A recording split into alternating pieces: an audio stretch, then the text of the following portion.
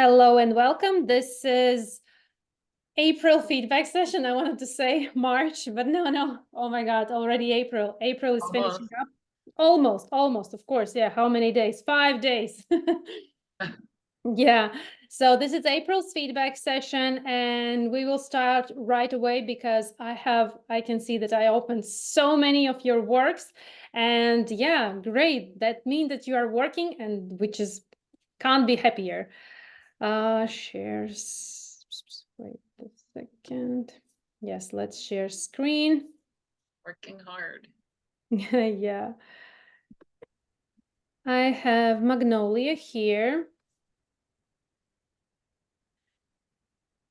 Okay, we have a Magnolia painting, which was a wonderful tutorial to make.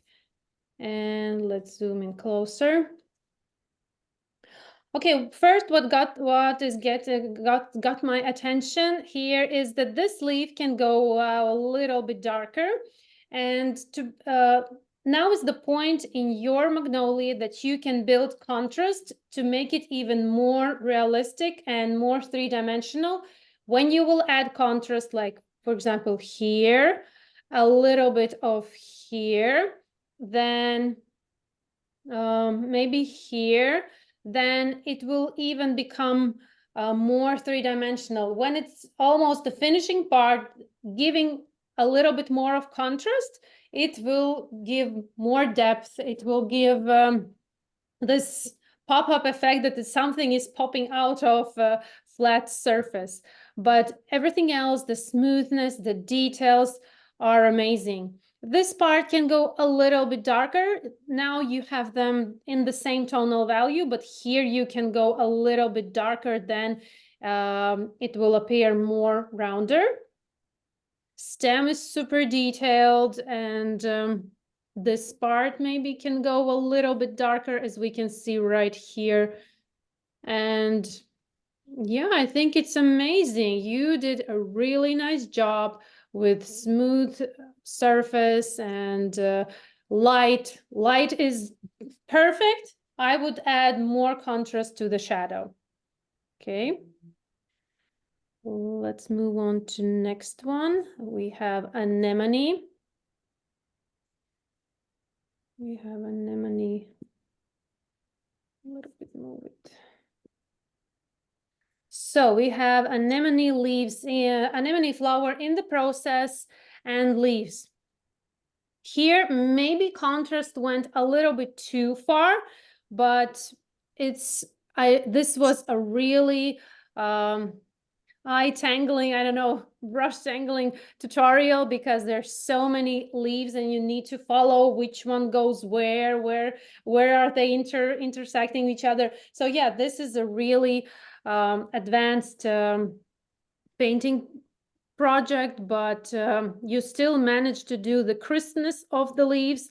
I can clearly see each leaf, where it goes.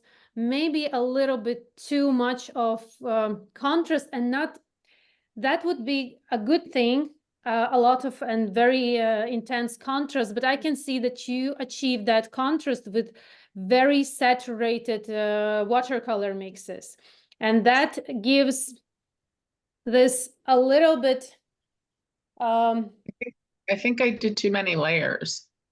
it's not about, you can add 50 layers if you are painting transparently, and with each new layer it will become richer, but you can do one super saturated layer and done, and then the work looks flat and lifeless. But many transparent layers build this richness and fluffiness of watercolor paintings. I have paintings where I did 50, 60 layers, and it only became richer. But when those layers are transparent and not super thick watercolor mixes, like here, this spot and this spot and this, and a little bit maybe here, it looks like there's too much pigment, not watercolor mix, but pigment. And when there's too much pigment, it granulates. It's not even like granulates. It's you can almost feel it on the surface. that means that it's a little bit too much of the pigment in your watercolor mix. And watercolor is a transparent medium, and you need to use it transparently. I'm touching it now. Yeah, I can feel it. It's try to, you can even paint more layers, but the mix should be light. And with each new layer, it's like you are making the sandwich of watercolor layers. Okay. They are summing up and creating this fluffiness and richness of watercolor painting. But yeah, again, you did a nice job, because this this was a complex one.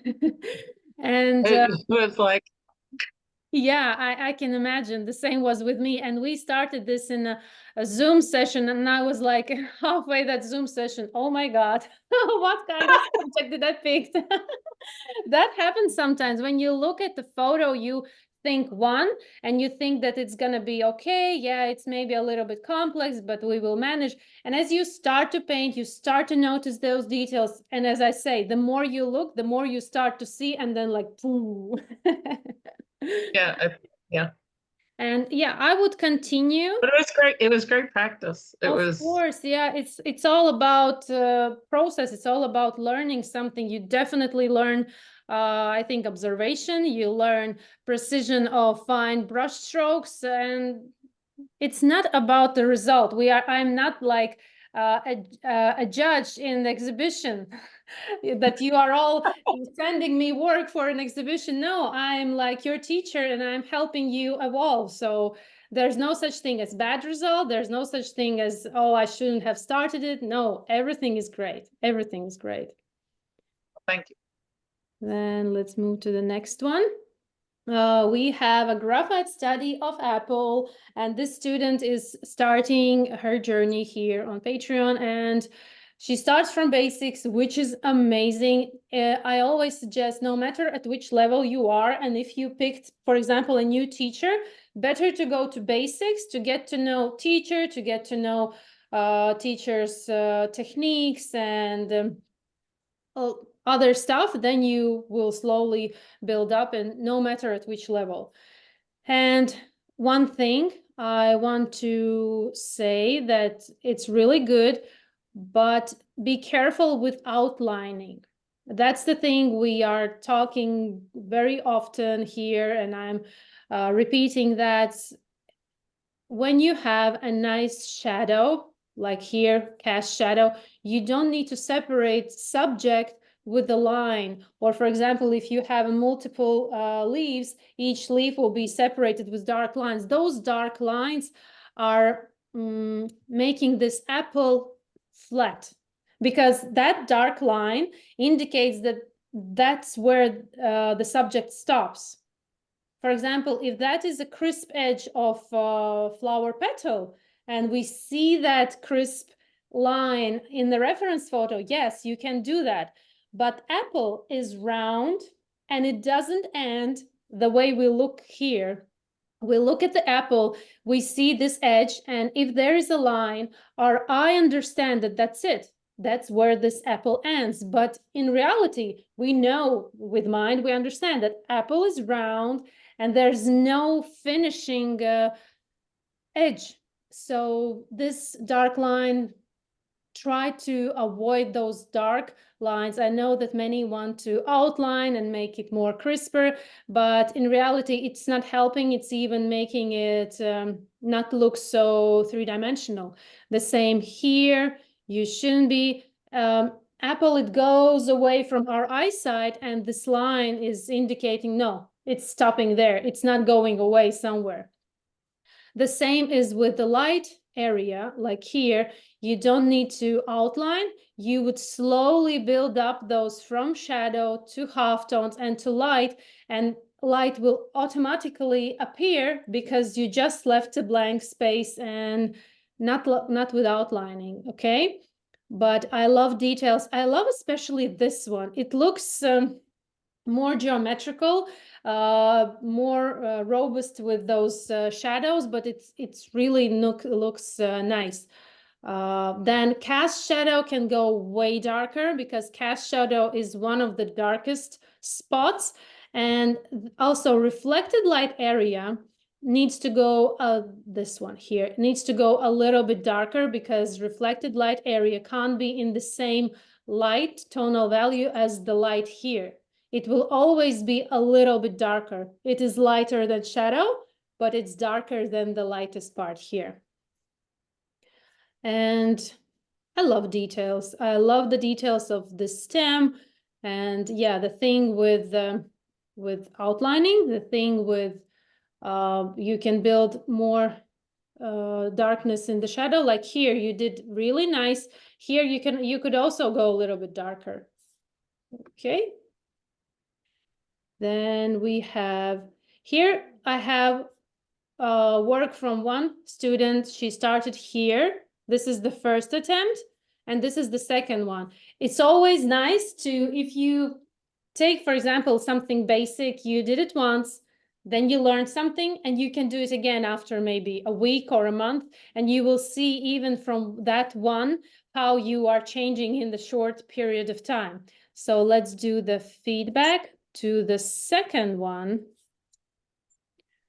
I have a reference here. And definitely go much lighter with the graphites, with the pencil, especially with very light subjects like flower, whatever. It can be anything. Be very extra careful with graphites, because if you are pushing too hard your pencil, then later on you will not be able to erase. So when you are outlining, try to hold your pencil lightly, make those graphite lines very light, and then you can, when you will remove some excess amount of graphite with elastic eraser, then they will almost disappear, only maybe you can see them. And then when you will finish something light like this one, those graphite lines will not be visible at all. So be extra careful with them. Now let's see the flower.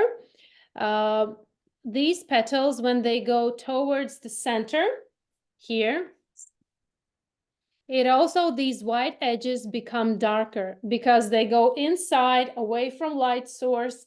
And as you can see from photo here, they become darker and darker and darker and way, way deep inside. But here, you just added this dark spot and did nothing with these edges. So you can add a little bit more here to make it look that all petals go inside. Then this part can go darker. Now it's competing with this one, which is in front, this part or this part, because they are almost in the same tonal value. In the reference photo, we can clearly see that this part goes way deeper, way darker, rather than these petals in front. And you can even go a little bit here, build shadow, look where petals are going on each other. Then there is casting shadow from the upper one here, here. So you can add here, definitely here, also here. And yeah, then it will also make it more realistic. Okay, let's move on to the next one. Clematis. Okay, so these two can go, these even three could go a little bit darker. These three could be lighter, but with watercolors, we can't make something appear lighter. So I will switch this on. So to make these look lighter, you need to add darkness here. And as you will add darkness to these, look at these ones, they are dark. If you will add more layers to these three petals, then these one will appear lighter because of the contrast. You will not be touching them, but they will appear lighter just because you added darkness here. With the leaf, also look, this part is way darker, so you can go darker here. Then here you can add shadow. And definitely look how these two, you can't really tell where one ends and the other one begins, because here is a lack of shadow. Let's move closer this one. And we can see that this is light, so leave this, don't touch it, only add shadow here. Don't touch the stem. Also here you can see that the stem is in the same tonal value as the back of the leaf. So more shadow, definitely more shadow to the this further part of the leaf. Okay. Wait, let's move this one. Then we have onion. Onion, the brown one, the light one. Okay. More precision to leaves, to greens, to onion greens, especially to separate them one from each other.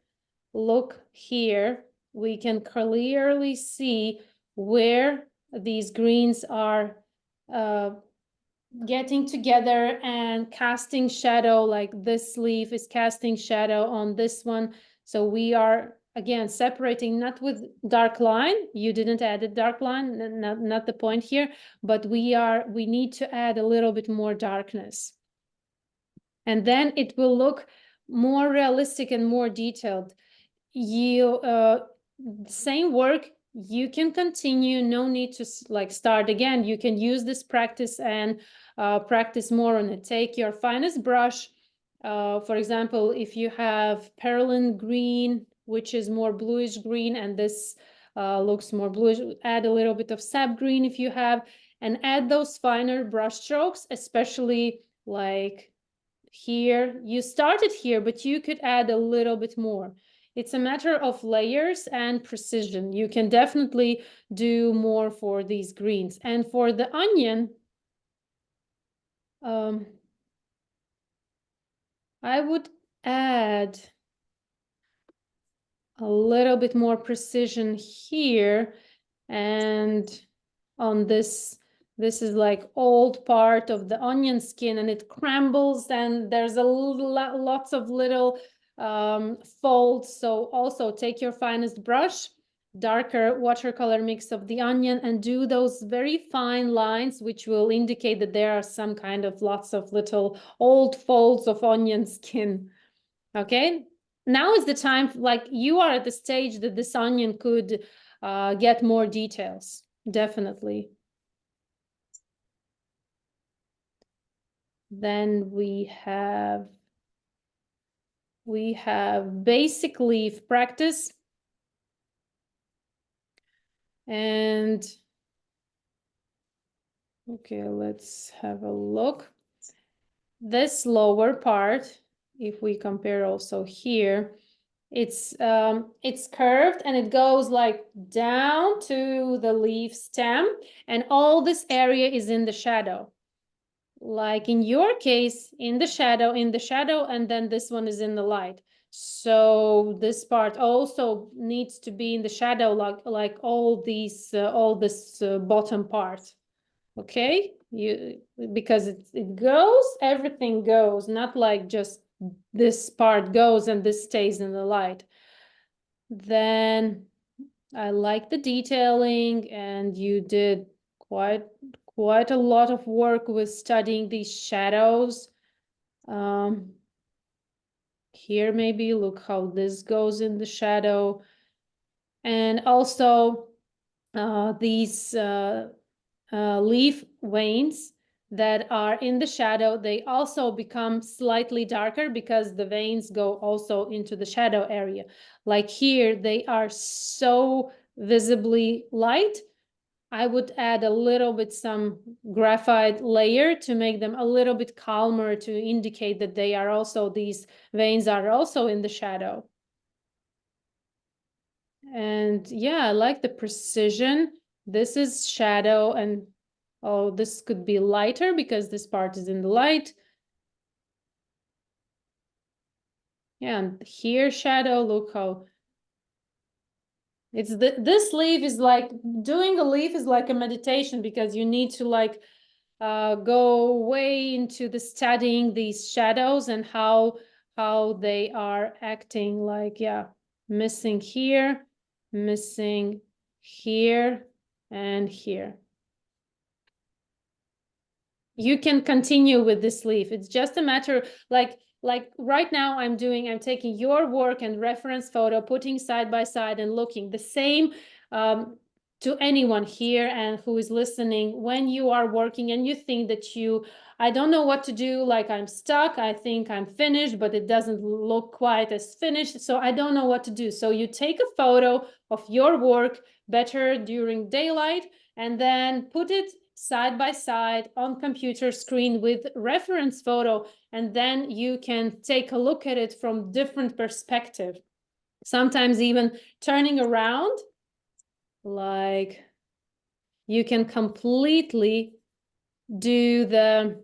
change the perspective of how your work is placed and the reference is placed. Then you like, wow, I'm looking at it from completely different way, and now you see, oh yeah, maybe I need to work here, because you are like, for example, you are painting for 2 hours and you are used to what you see, and you stop seeing details or stop seeing tonal values.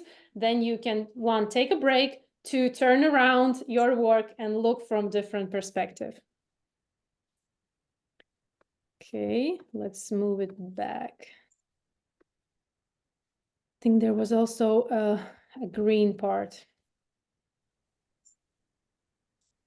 So here with the watercolors, you added shadow here, but also this, look how this vein, it's so light, it looks like the vein is straight, attached from leaf, and this part of the leaf is going away because you are missing also here a little bit of shadow. And also, as it goes away, it becomes thinner.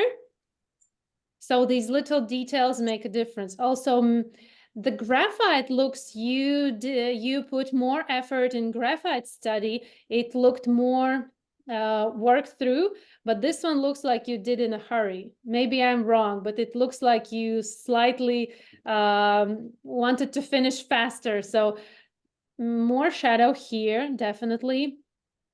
Here you added shadow, and veins are not so visibly. Then I think you tried to add white gouache.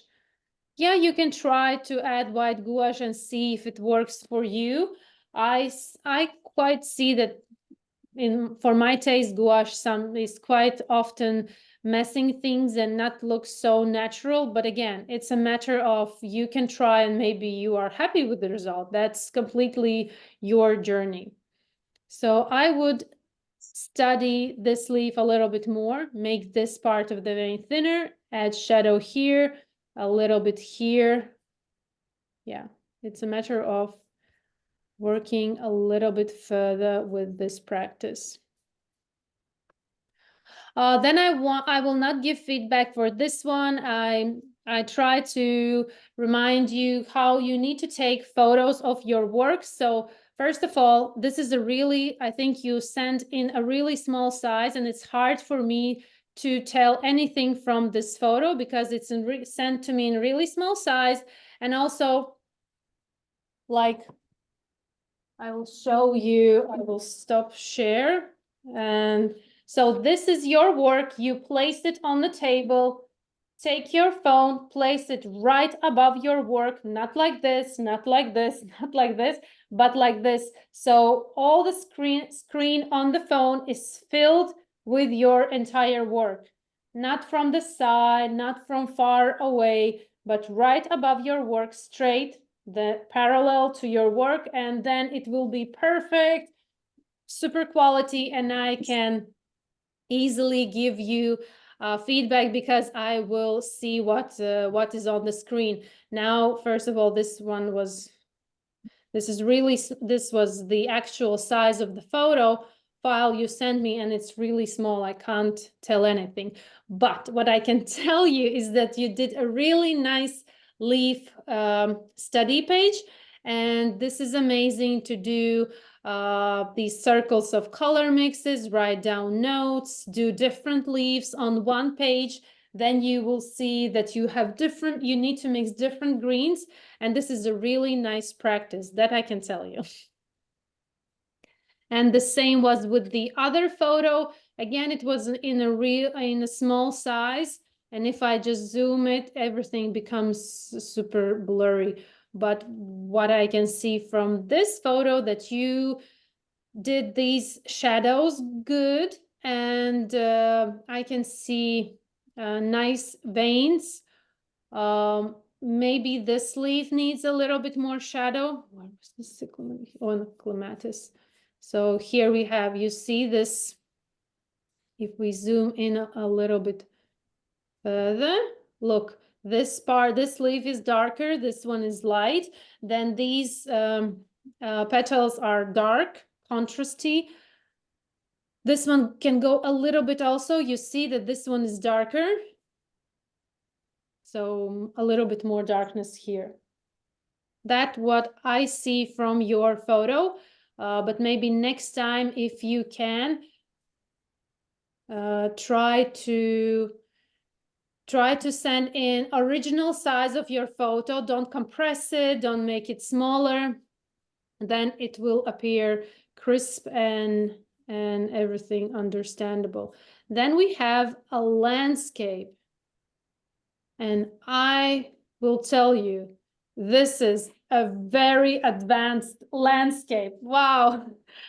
Oh, This is like, I would not paint it because of this tree, of those, all the hairy stuff on this tree. It's like, oh my God. But amazing. Challenging yourself. I think you definitely learned a lot from this, how to make this hairy stuff, how to. I think that is good. It was What? frightful. It was It was frightful. I bet. so good. Yeah. It's really, the blues are so intense and beautiful. I will be this weekend making a landscape tutorial for our Patreon, and I will be explaining in the first tutorial the very basics, how we need to start landscape, how we need to look at things. And here in landscapes, we have lots of different layers that are further and comes closer to us. Like the sky here is further, paler, and lighter.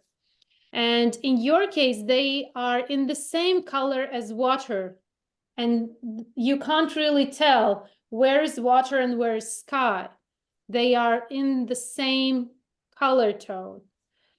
From the photo, I can tell that the sky should be lighter and water becomes, it almost here is very close to like maybe this color tone, but it's still more grayer. And then it's How slow. do you Yeah.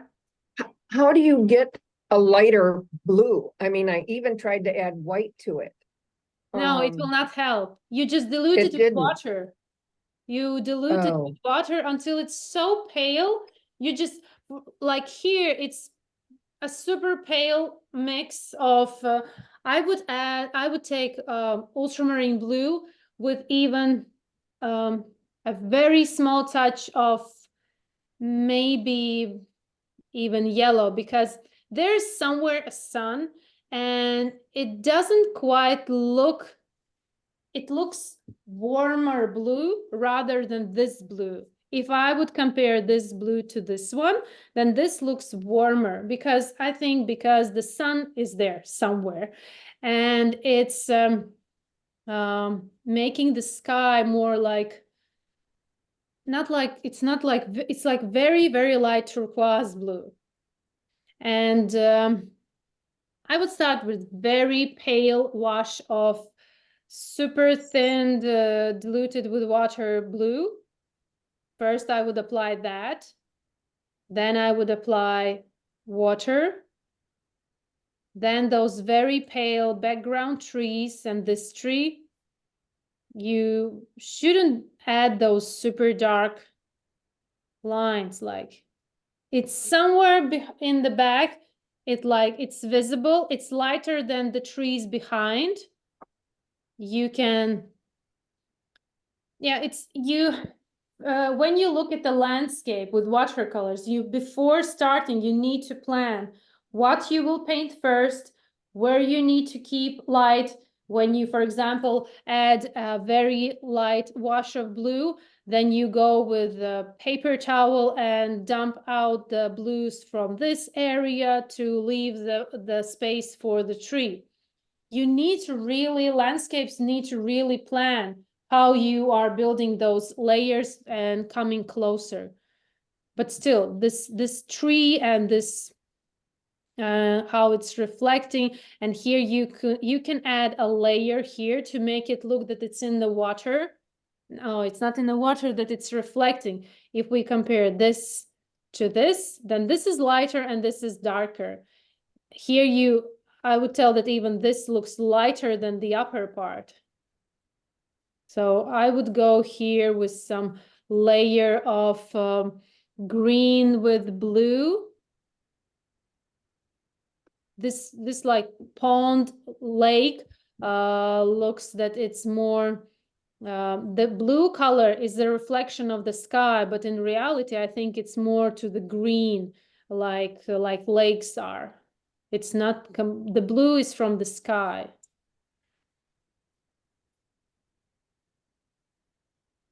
Now, as you can't make skies lighter, but you can make the front part of the photo, of the painting, slightly darker, gradually. And it will also set in those contrasts with the darkest part and the closest to the viewer.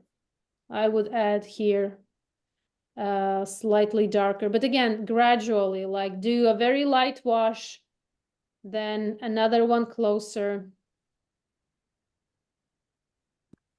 Okay. And the tree, yeah, helpful. I wouldn't touch tree anymore, because you did a not super nice detailing with the tree. So many. This is white gouache, right? Yes, I tried the white watercolor and it would Oh, just almost disappear, so I did yeah, the yeah, yeah, gouache. yeah. No. In Yeah, I this did use. case, white gouache is definitely helping. There are situations when white gouache is the only solution, and in this case, it is. Maybe a little bit, like for example, here I would add a little bit darker gray. Like these are the darkest ones here you have, but a little bit Right. something in the middle here to make this part the lightest. Yeah, but this is this is to challenge yourself, definitely.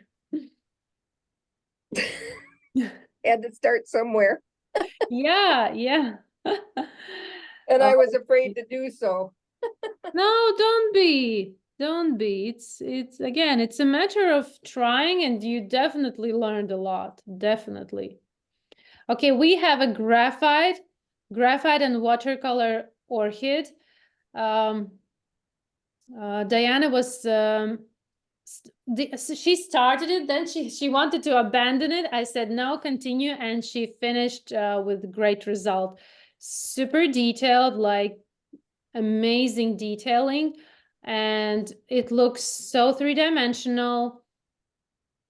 Let's see, like this part can go darker, because I think that this is the part of, can't really tell. I think that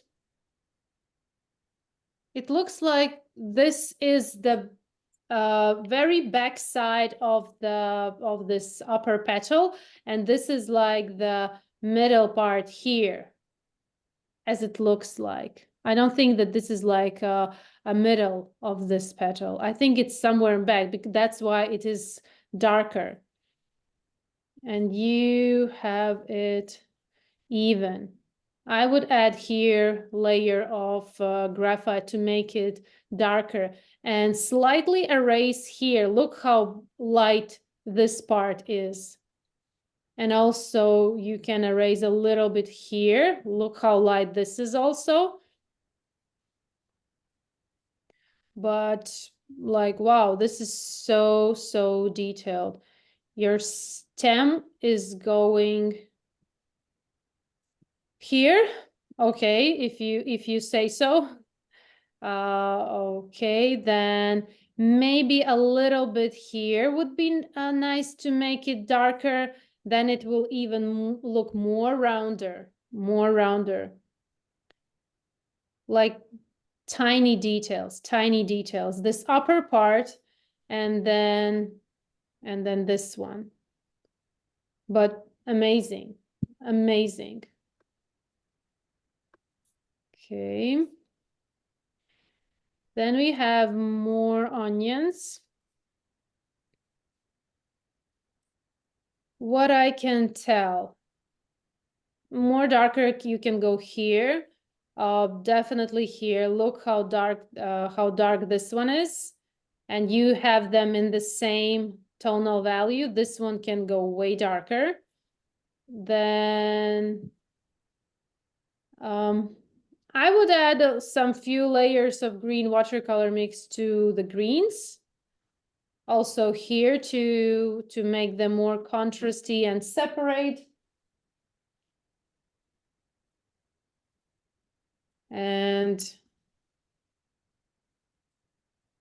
But it's again a matter of your likes. For example, now they look both very hold the same style and approach. So if you will go darker with these greens, and these greens would also need to go darker. If you're okay how they look now, you don't have to touch them. But definitely you need to make this darker because it's behind this one. A little bit more darkness to the onion's right side, again, to make it more rounder. This one looks amazing.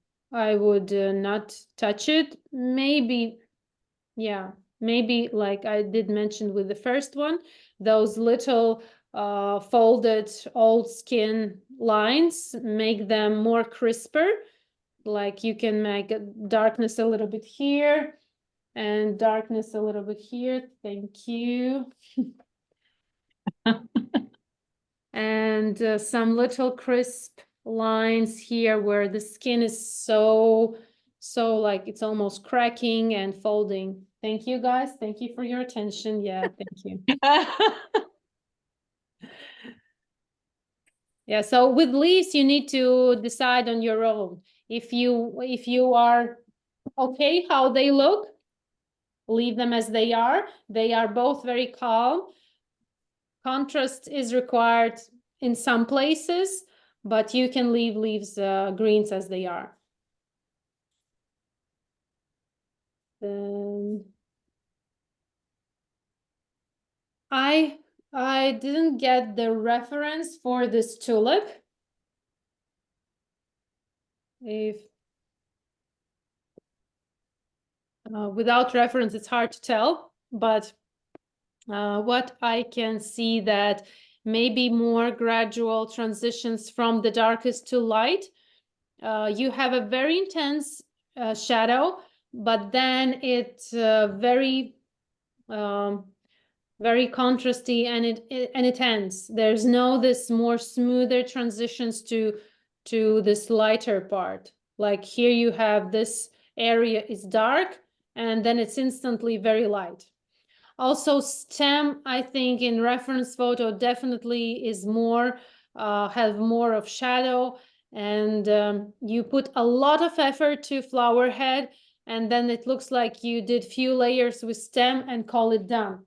It's a very common thing that I notice that painting is really done a lot of hours and then like, oh, I will finish the stem in a few minutes and call it done.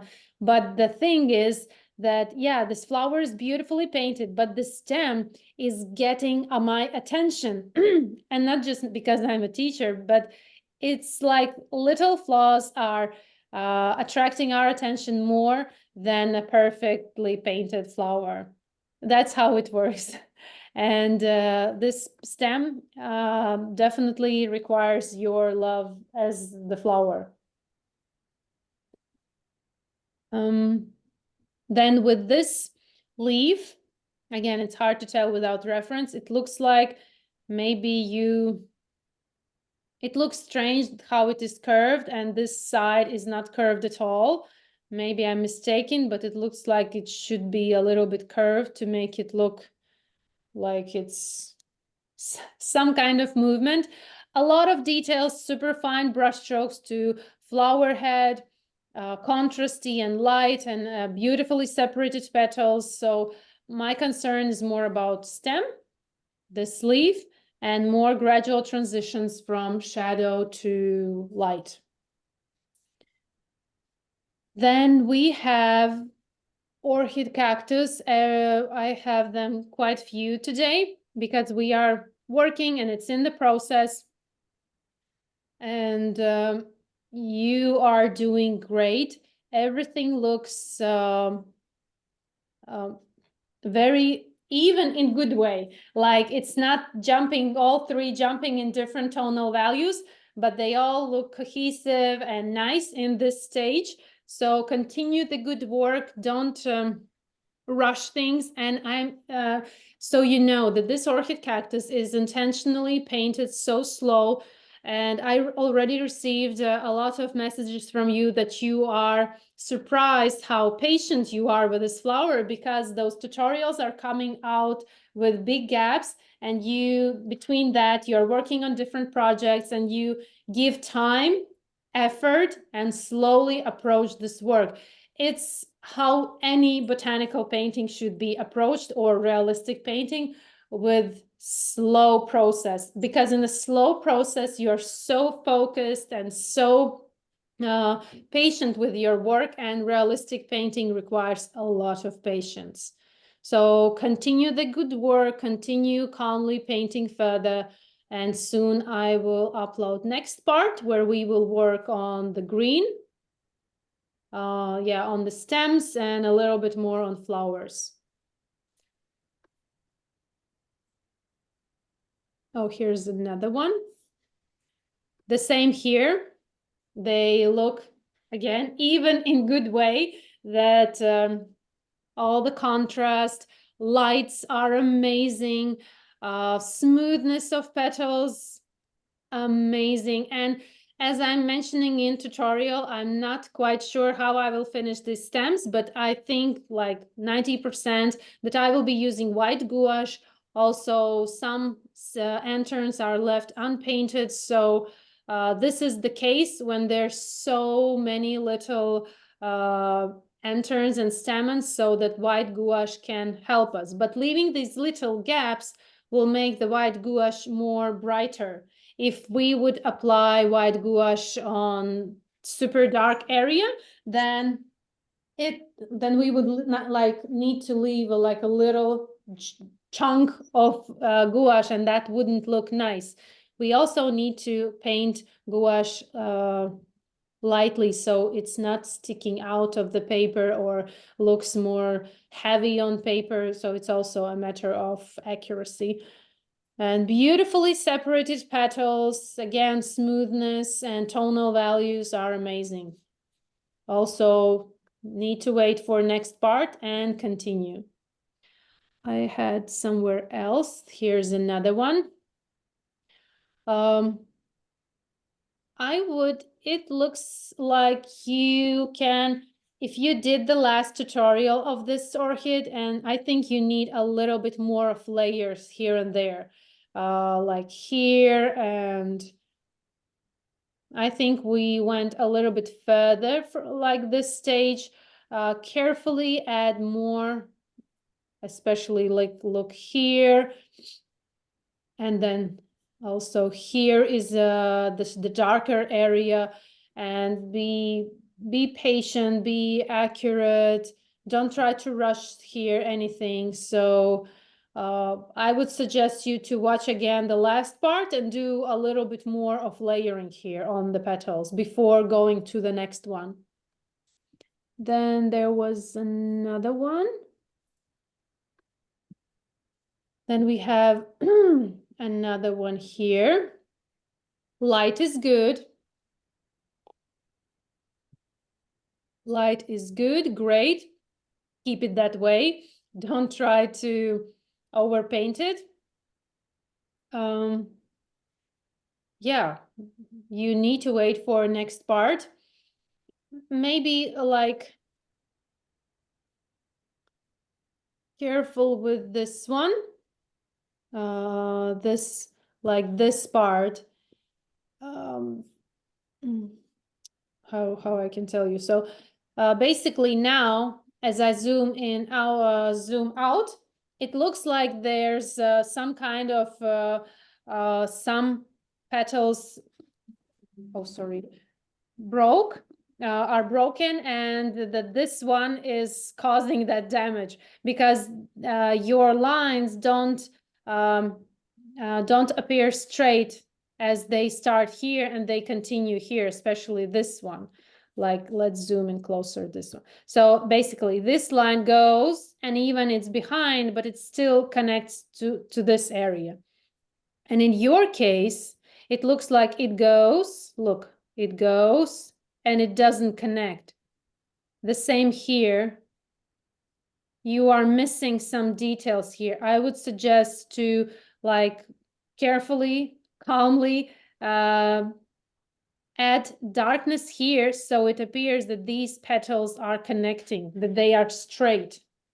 Yeah, now they look like they are bended too much and they are not connected with the beginnings of those petals. I will try to erase them. Erase them. No. No, look, you don't need to erase them. Here, this part will go darker. Look, it's in the No, shadow. I mean what you're saying. The line in the back, I can try to lift some of the dark in the left and try to do the line again. I can. Yeah, yeah. No. Okay, I'm muting myself again. The doctor is in. Okay, so what I can tell is you need to work more on this part by building darkness with layers. And when you will be building that darkness, for example, this petal here, this one, is darker. And with that darkness, you can correct the one that is happening here. So basically, you need to color a little bit it thinner. So if you put the line here, it connects. Then this one, this little gap can go darker between this petal and this one. Look, this little gap can go darker and it will separate these two. So yeah, this area needs a little bit more work, accurate work. And here also look how darker they are to make this petal look closer. The behind is darker. Here is darker. Then I think we have another one. Oh, we have a finished one and it looks amazing. It's so vivid. How did you do this, the anterns and stamens? White watercolor. The one that's hanging down to the third petal, I put a little color on it just so it would show off the white. No, the single, This one? yes, that one. I put just a little color on it so that it would show, Yeah. because I didn't know what else to do. And I tried this just to see if I could on my own. And I wanted to hear your thoughts on that. Good, good, good. Okay, so let's see. This part can go darker. Okay, Yeah. Then what's this little white thing? Don't need to be there. Look, it's way darker. It's standing out. No need to be Okay. there. You can like slightly make it darker. Then this one can go a little bit darker. Look, it's here it's darker. Then this green part can go darker. And this the right side of this stem is slightly darker, and then this part here, if we compare, is also darker because this flower head is casting shadow on that little area here. Okay. Then, but altogether, it looks really good. It looks really good. Should I have done something different with the stamens? No, no, I think they're good. I think they're amazing. Maybe a little bit calmer this area. Look how they are in the shadow. Okay, Yeah, so maybe these ones are too vivid. I okay, would work a little bit more on this one because look, this is the area where the light isn't going. This all light is here. And this is the shadow because it's down, it's away from light source. And you have it light all the way here. So maybe shadow here would be nice. okay. Because it's, again, it's round, light is on top, and the bottom part is in the shadow. Thank Then you. with this big flower, I would work a little bit on this area to make it slightly darker. If we compare this to this, then this is slightly lighter and this goes darker. They are in different places. You have them now identical. This is very yellowish red and this is yellowish red. And then these Okay. three are very dark and these three are light, and then this is very dark again. But here they are all very calmly separated one from each other, but they are very close in tonal values, not so different, not so different. This one can go darker, you see, because the upper one is casting shadow on this one. Some details here and there, but yeah, it's already looking great. It's already looking great. Thank you, Kristine. Yeah. Can I make a suggestion Yeah. for the stamen? Dr. P.H. Martin, Wait, I will. lead proof white. Yeah, I want to order that. It's on my list. Have you, is everybody aware of this? This is like, sorry for the blurry, I'm trying to get it. Yeah, I use that when white is needed on top of something dark. So you know, it's like, oh, it's like wash to the 1000. It's completely opaque. Mm. You can water it down. And it's Also. liquid. It's very liquidy. No, Oh, okay. and I keep some, I'm sorry No, again, it's in the thick and- cap. Yes. Can you see in the cap? Yeah. How do you use And- it? You take a little bit and put a little bit of water. Just like you and would dilute it. wash, Mm-hmm. same way. Okay, This, yeah, I mean, it's no liquid. Yeah. It's thick. It's paste. It's like not a paste, but anyway, it's very smooth. I wish I could get it to focus. No, I keep it in yeah, we some can. in the cap. and add water as needed. Mm-hmm. But to touch it, yeah, some comes off. Yeah. Need to try it, definitely. So a small paintbrush, a very small, or the tip of Kristine's paintbrushes, the very tip is perfect. Mm-hmm. I haven't tried that flower yet, so that's like, I'm still trying to get out of my brain freeze. But yeah, Mm-hmm. I just recommend this. I had mentioned it to Kristine Yeah, in comments. I There's found a- it on Amazon. It's on Amazon. So if somebody is looking, it's definitely on Amazon. I got it from Jackson, for I using think. that white paste. I bought it mine in Blick. I bought the brushes for doing your nails, your design on your Ah. nails, that they are super thin. Where's the other one? See, Yeah. super super thin, Yeah. and you that's And you what can I make use. just very finest lines, Mhm. and Because it's that's what they amazing. use.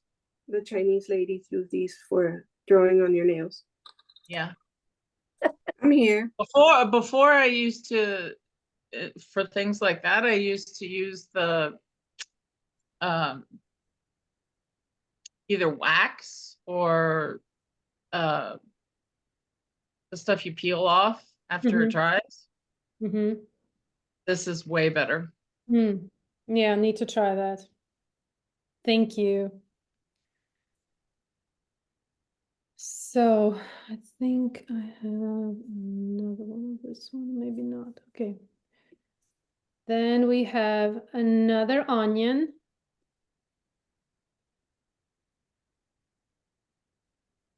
So we have all the cracks, details, maybe a little bit more shadow here where the greens are growing out from this onion skin.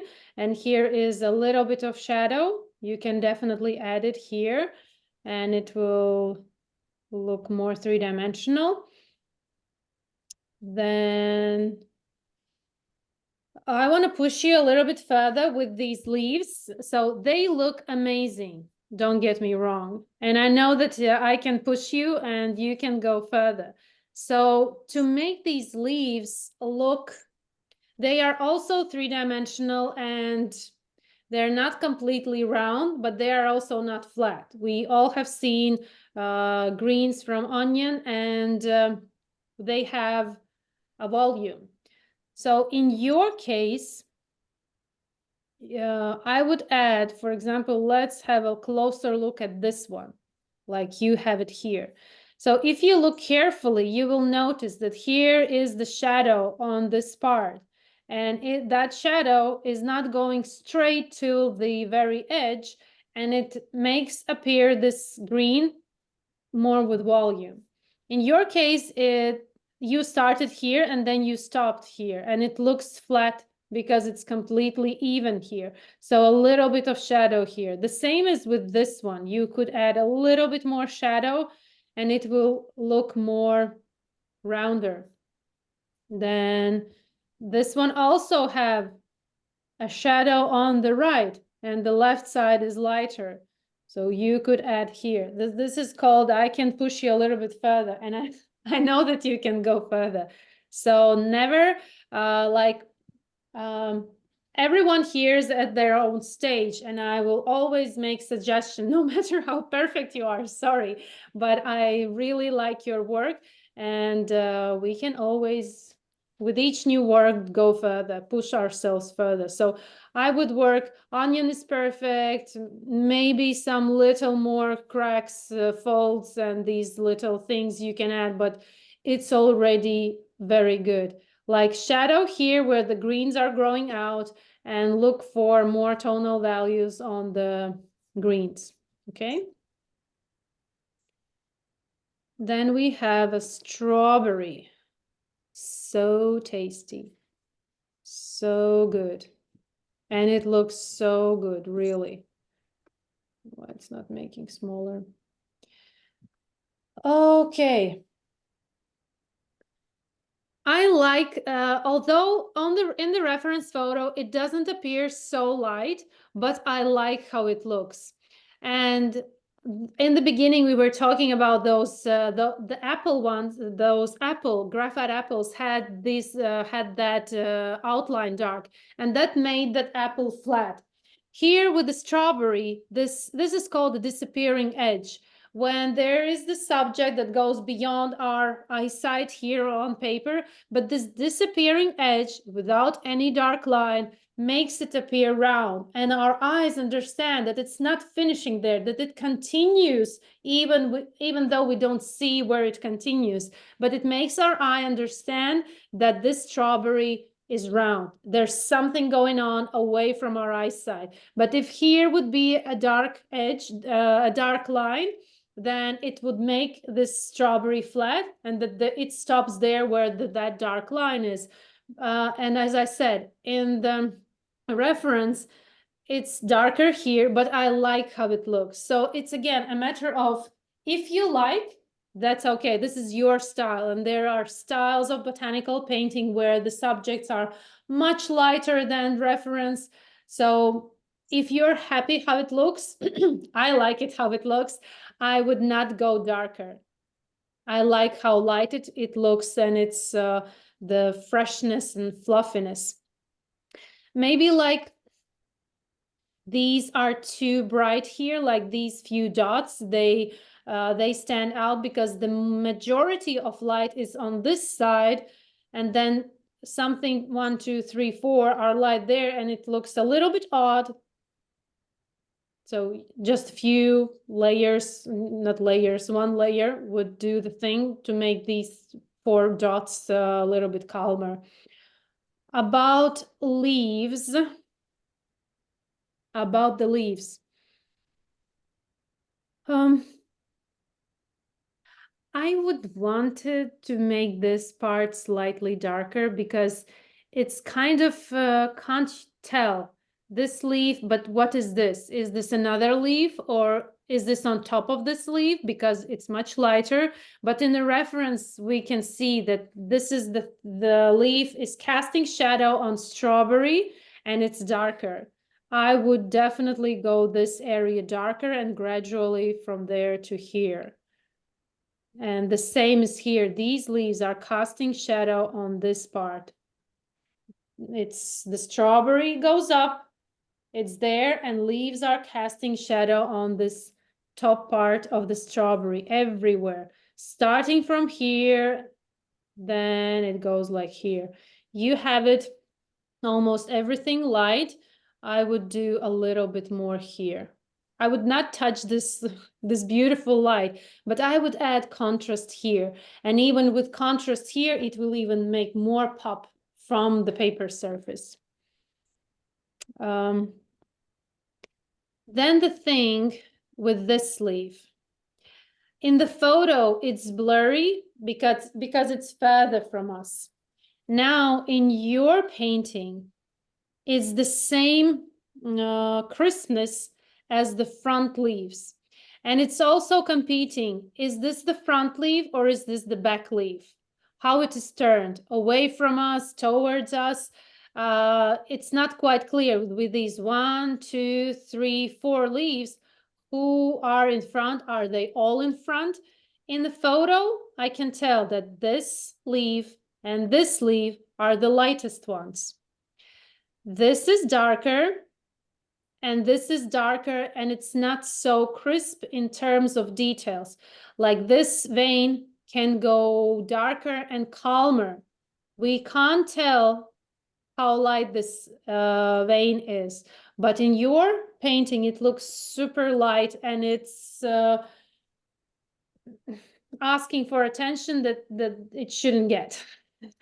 So work a little bit more on leaves, separate them, which is further, which is closer, but Strawberry is amazing. I'm just pushing you, but it's really good. It's really good. You are doing a lot amazing work. Then we have tulip. It's a month of tulips, definitely. So, oh, those beautiful lines. Beautiful, beautiful. Come on, move it closer. Okay, this white edge line is not necessary there. We don't see it here because everything goes way inside. It's curved and it's in the shadow, so there's no line there visible, so light. Then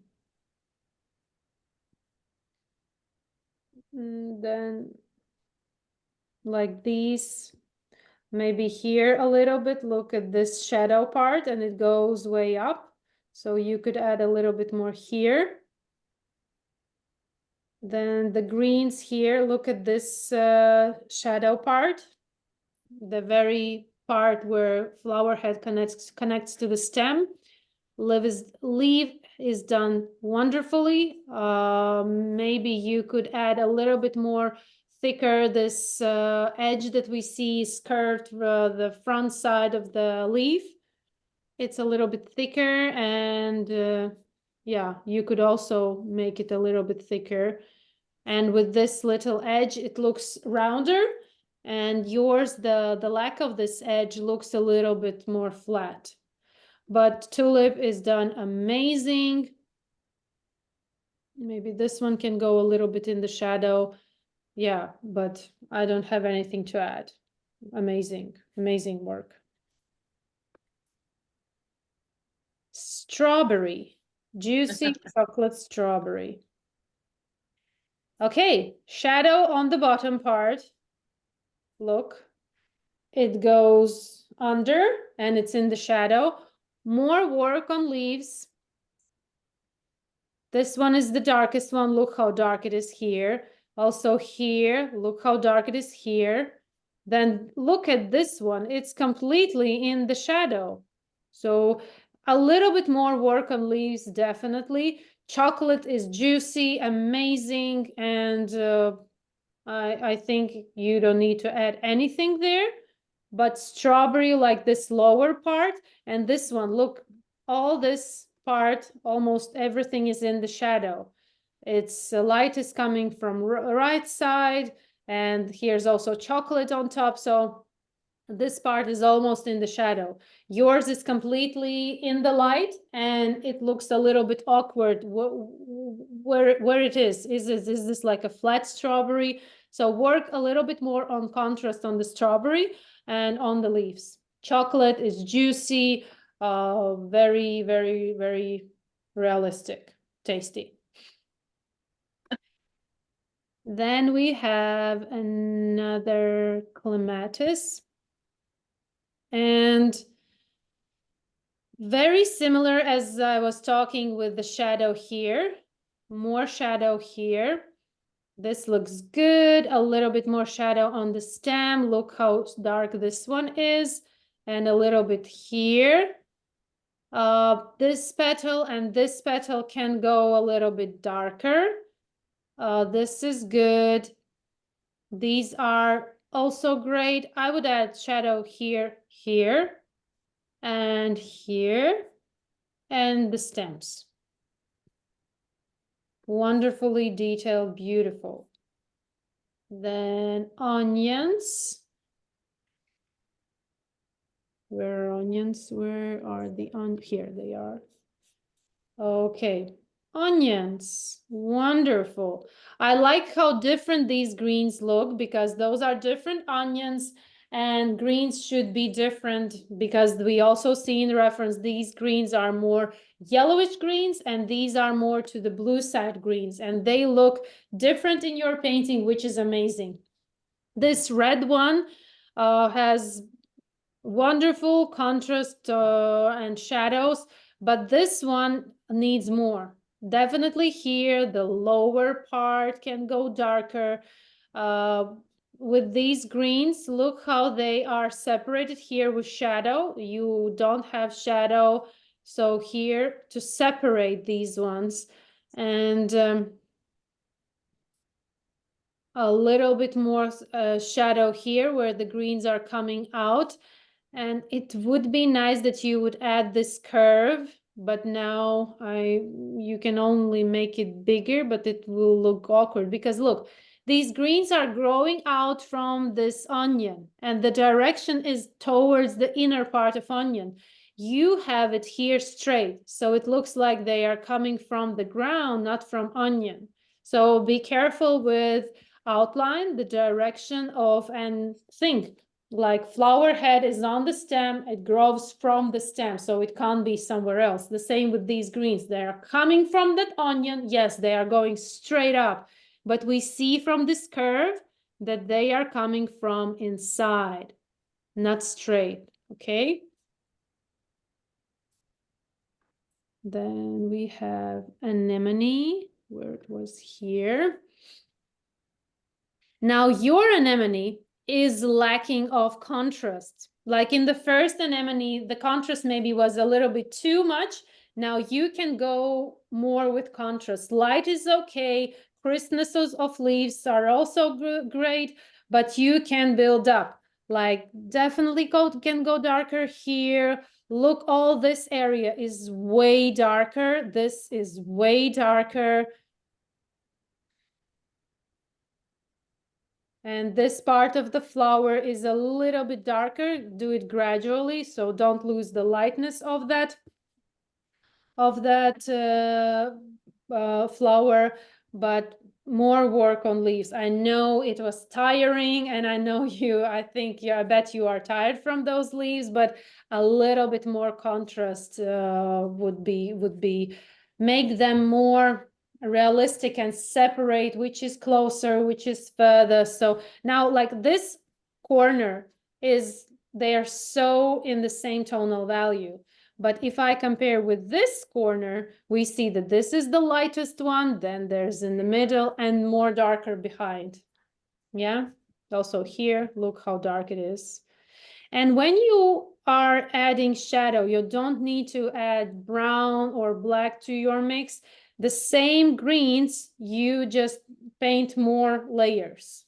No need to add black or brown watercolors to make something look darker. Then there is this leaf from one of our leaf lessons. And so first, be careful of the outline. If you are drawing freehand, compare. Draw on a plain paper, sketch, compare, do the corrections, and then transfer it to original paper. Don't sketch on original paper because those lines can't be erased completely. But before, I know the sleeve looks simple and you like can go straight on original paper, but you missed the characteristic look of the sleeve. It's more thicker at the upper part, and then it becomes slightly thinner. You did the opposite. You made it thicker at the bottom, and then it becomes thinner. So this particular leaf looks like this.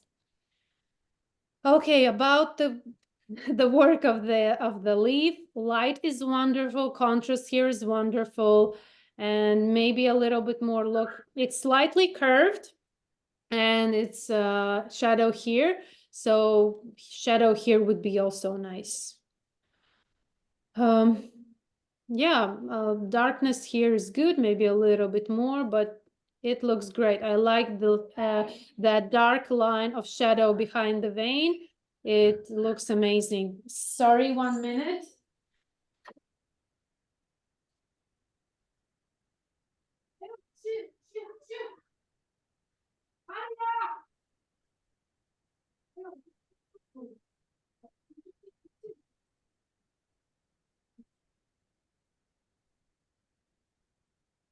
Sorry. So then we have This is the sketchbook study of snowdrops we did in March. I will not even compare to original because I also did a very loose sketch, and that was the thing, the study of color, study of composition. And this wasn't about the realistic result. This wasn't about the accuracy. It was just about sketchbook study page. And this I really like. This how the study page should look, with little color notes. I don't know, maybe some notes about what you found out, something new about this subject or about this flower or leaves, or yeah, this a wonderful and beautiful sketchbook page. Then we have a leaf from this month.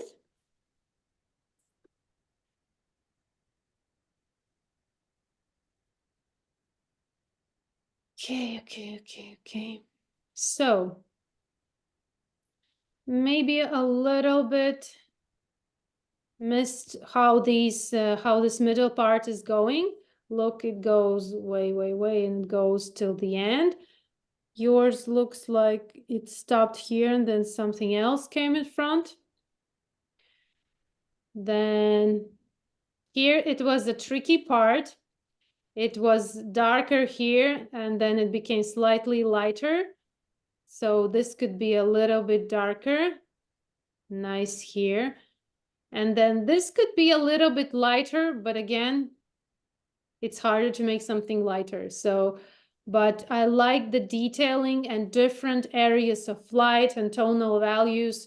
You did great. And it looks simple. I know that the previous leaf that we did looks simple and this one looks simple, but when we are digging in and really studying details and tonal values, then the simple doesn't look simple anymore.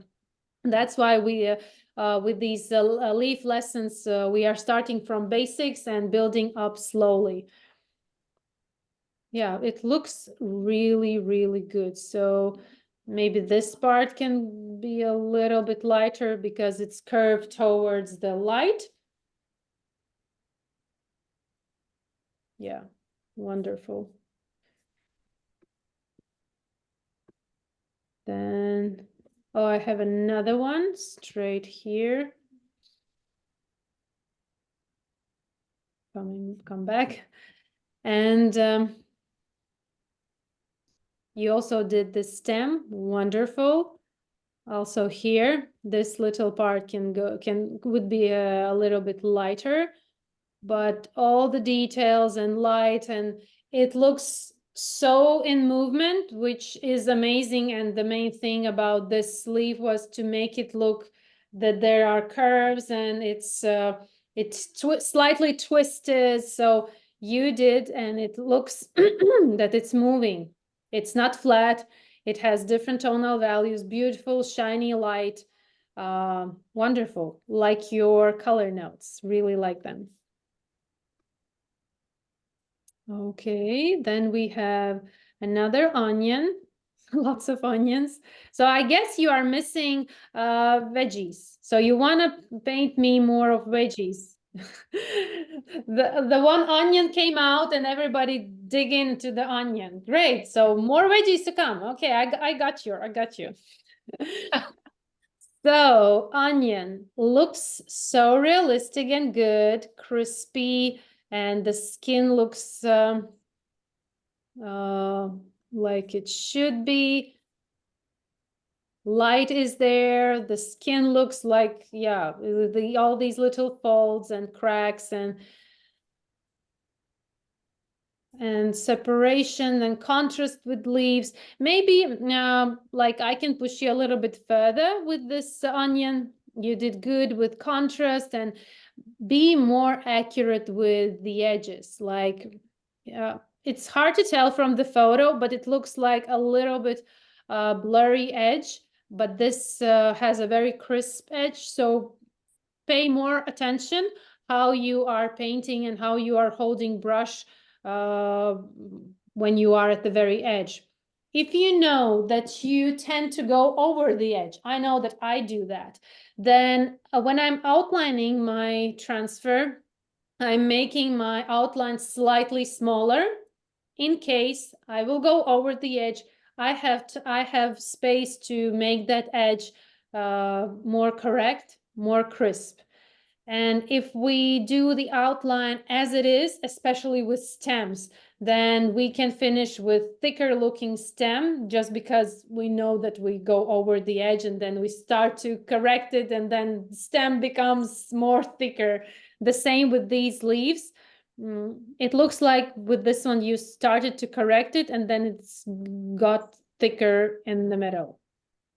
So be more accurate with your edges. This is my recommendation to you because onion looks very good, realistic.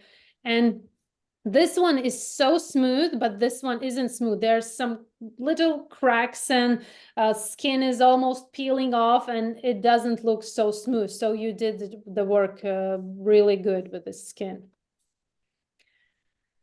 Then we have rose with the graphite. First, when Maria sent in, it looked more smoother, and I wanted to make this suggestion when you are doing graphite, be extra careful with blending tool. I don't, oh, no, I don't have it. No, I don't have it. There's this like paper stick, the blending tool, be extra careful with that because it can blend too much. And in Maria's case, it was too smooth. But this rose isn't smooth. It has a texture on petals.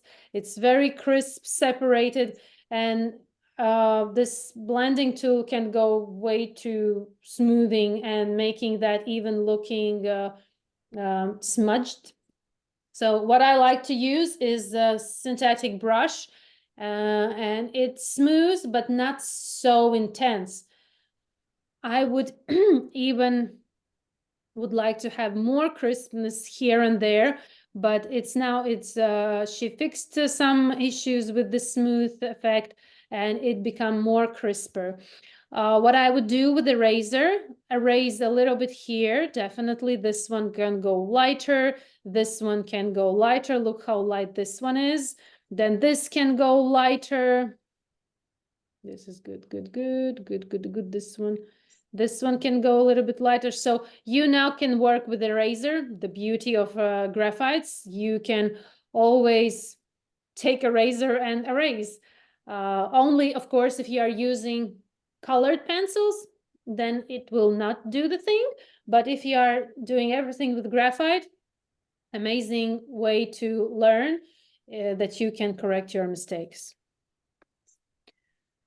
Then I want to show you one work from our student who is with me, I don't know, 2 years, and she was doing watercolors and like felt in some way stuck. And then I uploaded this stippling rose and she like, wow, I found myself. And she is now doing only stippling with the references from my Patreon. She's doing the stippling and the result is amazing. She's so great with it. Look at those dots. Look how little and precise those dots and smooth transitions from shadows to light.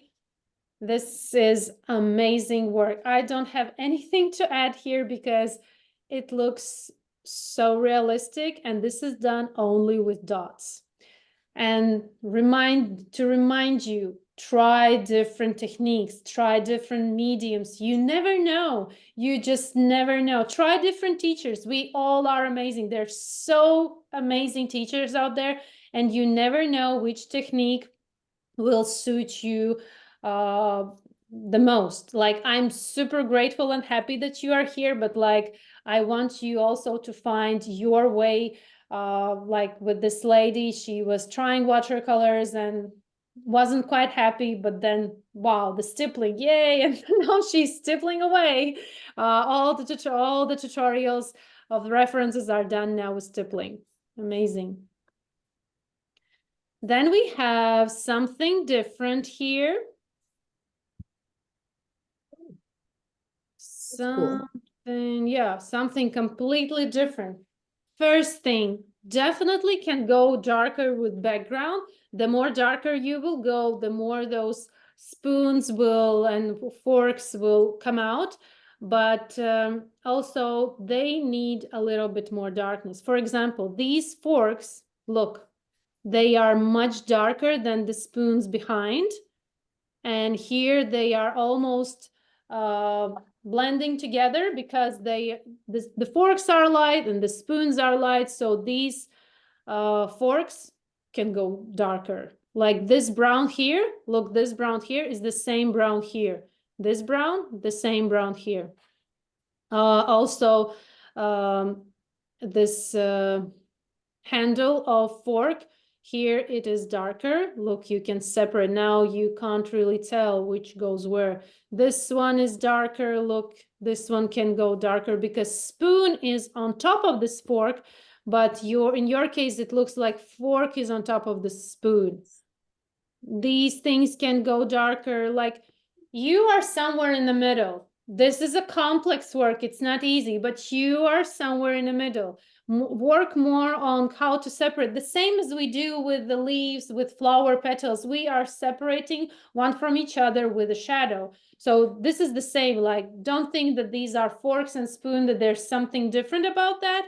No, it's the same as we do with flowers. We are working with contrast, with shadows, with tonal values. It's the same here. I know that you did a lot of details, but not the details make something realistic. Not the color makes something realistic. Tonal values, contrast, shadow, light.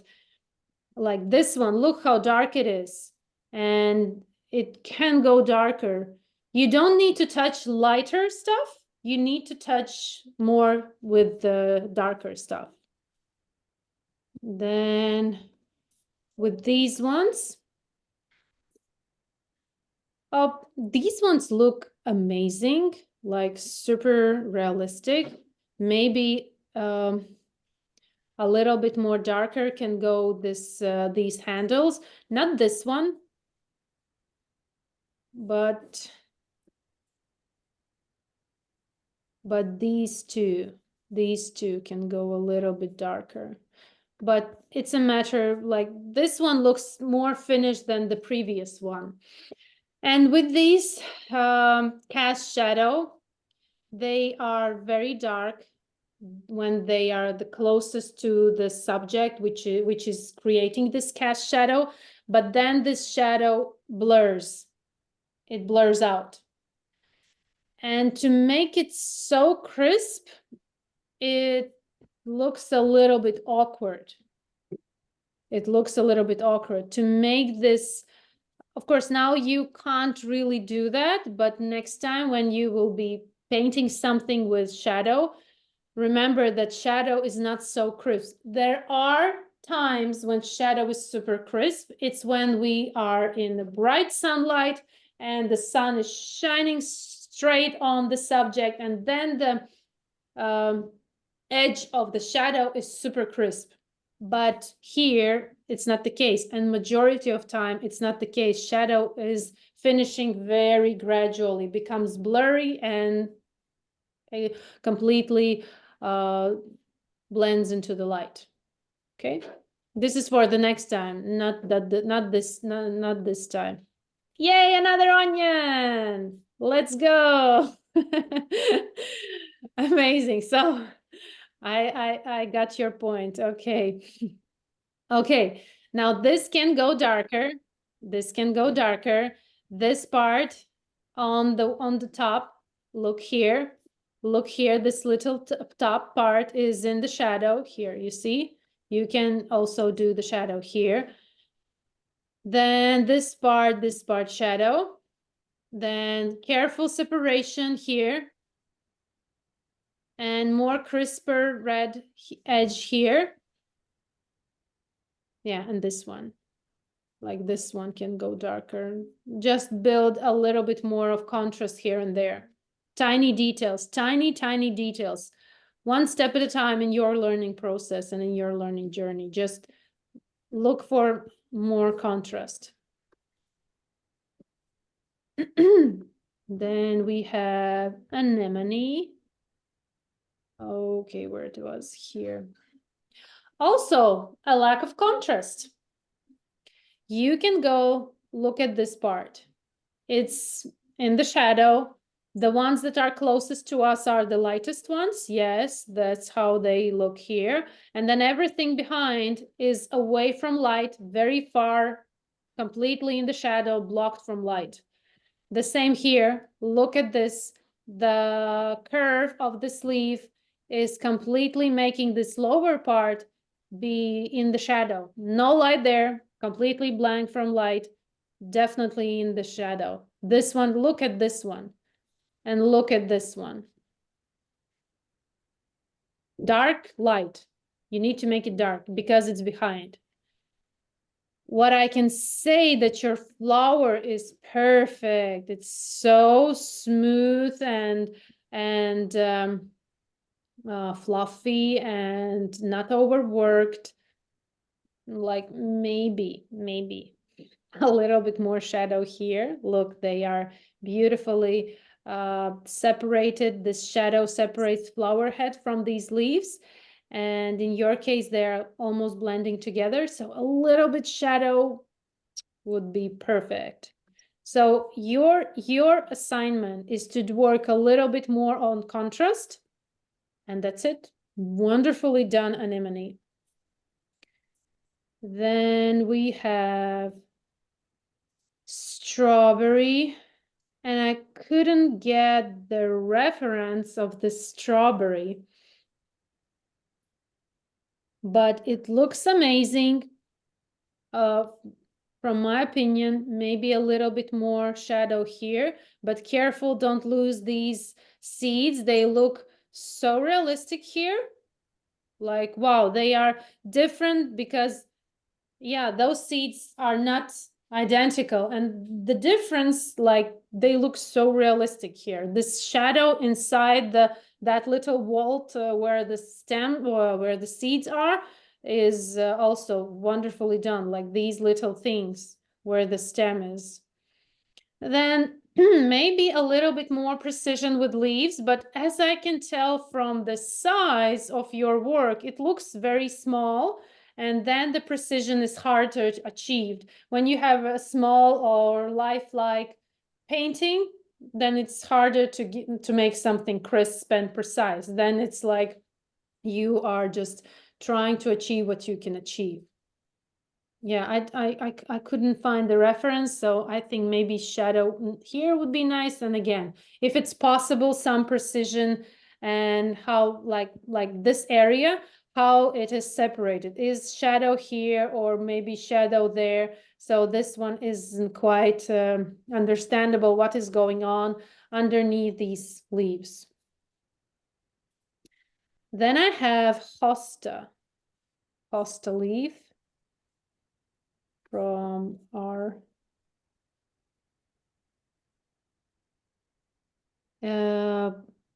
lack of contrast.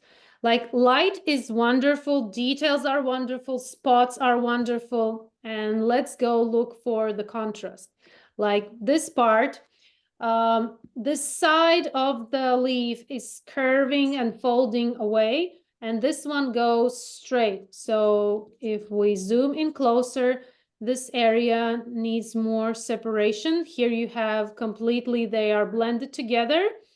This edge is darker, you see? Then the same here. Let's go down. This, look how dark it is, then it's light, then the curve appears and it's again dark. Then the new curve appears and it's again dark. And then this little edge is very crisp and thin and dark.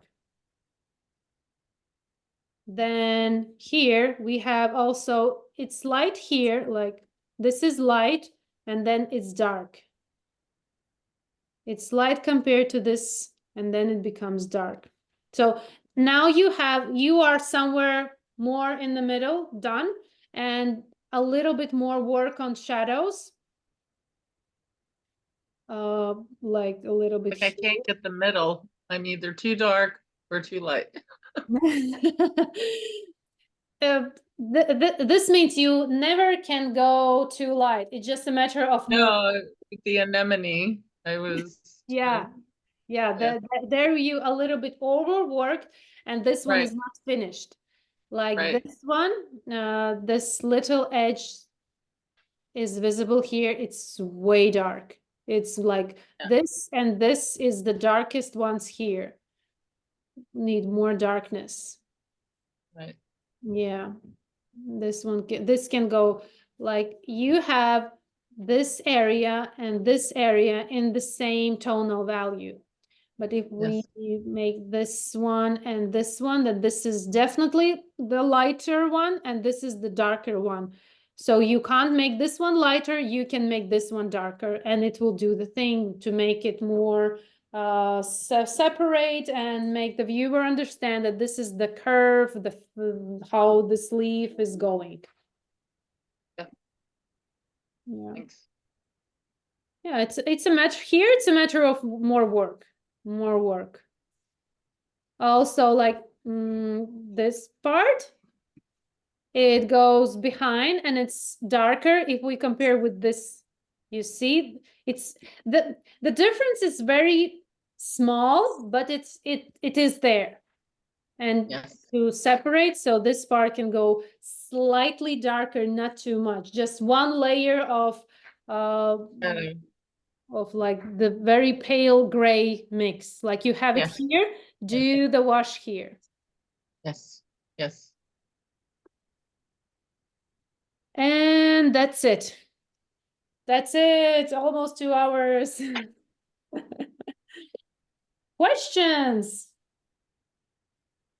No, you covered all my problems. There's no problems, there are the learning points. Right. Right. Have a question, Kristine. Yep. I didn't turn anything in this time because I got all the way to the end of the leaf and then I got too much water on it and couldn't fix it. Oh, But no. my question is, when it blurs, there's too much water, correct? Yeah. And you can't fix it by having it dry and then trying to lift, and it just made it blurry. Of course, it depends. It depends what had happened. Like, I don't know, does it dropped from the brush, or you added too much water, or maybe you spilled all your water on the painting. No. There are things that can be done. It depends on situations. Like you can go straight away carefully with paper towel, try to remove some water. Don't rub it, definitely don't rub it. Just you are placing, like you are placing and pushing and removing, pushing, and not do like this, then you will Right, damage the paper right. and blend everything, but you are like dumping and trying to never do anything with force. With watercolors, it's always, if you erase, do it lightly. If you draw lines, do those lines lightly. If you paint, do it lightly. It's always, even to get something really saturated with this peony, it also took a lot of very light layers. And with, like in your case with water, there are sometimes cases when some spots better to dry completely, and then with this then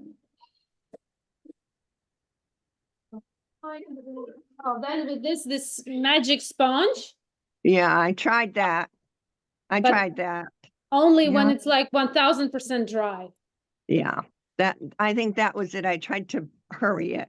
Yeah. But it made it like grainy with the 600 gram paper. It made it like it was grainy, like granulated, like, and I'm thinking, I didn't like Watercolors? the look. Yeah, I didn't like the looks of it. I'll send it to you and you can look Send at me it. a photo. If I will. watercolors granulate, it depends on the brand, it depends on the pigment. There are some brand pigments that are super granulating. It also some other that are not the granulating type. If you add too much pigment, then they can start to granulate, because pigment should go somewhere. Yes, Barbara? I just read an article that people who had granulation problems, if they would switch their water, sometimes it's the iron in the water. Hmm. And if they used, what is it, distilled water, Yeah, Distilled water. yeah, yeah. it would be better That's if you're having a interesting. granulation problem. Hmm. So I have I lots of just thought I granulation. would pass that along. Yeah, there are some water types in the households when it's so lots of iron in them. Yeah, that could be also the problem. Well, we have a well, so that could be. We've That- had a lot of That rain. and could be, yeah. It could be, but I will send it to you and you take a look. Yeah. You'll yeah. be able to tell. Like, if you have a problem with water, what I would suggest is you buy in the shop the cheapest water that you can find, and then take two glasses. One is for like your regular water from tap, and then you wash brushes, you clean brushes, and the one that you purchased, you use only for layering, for dipping to moist. Like, don't use this water for like everything, but use the regular water for cleaning, and the better one for layers. Mhm. The other thing I thought I would try is the pencils. You know, Maria, help me out. What's the name of those pencils we got? Um, A bunch. We got a bunch of them. Derwent? Yes. That we could put the colored pencil on top of the watercolor, and maybe that would smooth that out. I thought I would try it. You definitely need to try, and there is a nice combination watercolors with colored pencils. There are someone that can't quite achieve detailing with brush, and then they find it easier to do it with this very sharp colored pencil. Of course, there are artists who are doing that. They use both mediums. Okay, thank you. I'll give that a try. Yeah, always, Yeah. always try, always experiment. That's why we are here. Thank you. More questions? Lot to absorb. Mhm. And I'm way behind. There's- Everybody else. We I are mean, all in our In all the lessons, I'm trying to start. And anyway, I'm like a year. I'm doing the things you guys did last year. That's Oh, that's okay. That's fine. okay. Send in That's your okay. results, and we will look at them no matter how far you are. You are in your journey. Well, yeah, it just a long time to get going. Yeah. I had surgery on my right hand. Oh, They took the stitches out today. Everything's Yay. going fine, but I'm a Great. lefty, so next surgery is left hand. So let's see how my drawings are gonna be. Don't push yourself too hard with that. Don't push yourself with that. let it heal. Yeah, definitely. Oh yes, an infection in the hand is not good. Yeah. So later you can draw a lot, but now you need to be gentle to yourself. No, I'm a lefty, Try your so toes. Try your toes. Christine, how are you doing with the landscapes? This weekend I'm painting landscapes, starting from very basics to explain how we should approach, how we need to plan. So the first one will be really, really basic one. Nice. I've been working on some seascapes and they're a lot of fun. Yeah. oh, your waves turn out good. Yes, it did. Yeah, I like that. Amazing. I'll send it in next time. Great. With the reference. Remember to send. Yes. Okay. Thank you, Kristine. Thank you very much. Thank you all. for your Yeah, time. wonderful to Thank see you. all your work. So amazing. And thank you. And see you next tutorials and next live class. Awesome. Bye. Thank you. Bye-bye. Bye.